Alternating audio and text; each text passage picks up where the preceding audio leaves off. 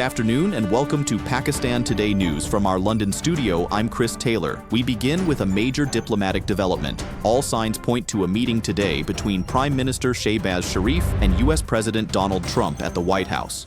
This will be the first meeting since the India-Pakistan war, which President Trump helped to halt through a ceasefire.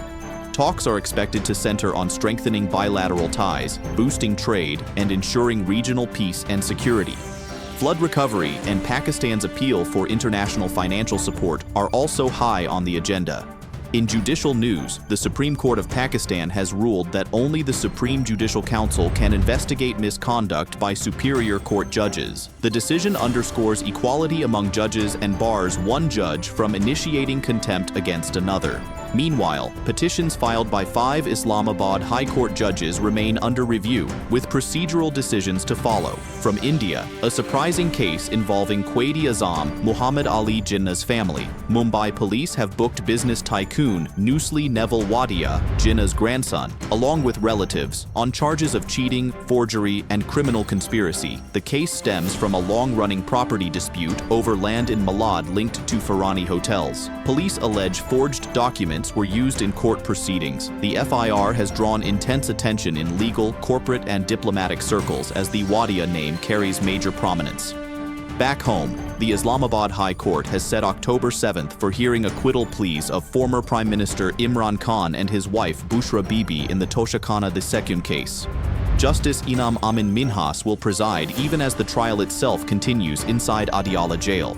The case revolves around an expensive Bulgari jewelry set received from Saudi royals, now at a decisive stage. At the United Nations General Assembly, Iranian President Masoud Pezeshkian has welcomed last week's Pakistan-Saudi Arabia Defense Pact, signed by Prime Minister Shehbaz Sharif and Crown Prince Mohammed bin Salman. He described the accord as the start of a broader Muslim regional security framework, declaring that aggression against one state would be treated as an attack on both. The comments have been noted widely as Iran's signal of support for closer Muslim unity. Turning to economics, the Federal Board of Revenue is considering a tax on TikTok content creators. The proposal came up in a Senate Finance Committee meeting, where Senator Faisal Vauda suggested Punjab would likely yield the highest recoverable taxes. At the same sitting, concerns were raised about remittance subsidies benefiting banks more than citizens, prompting calls for a full review of the framework.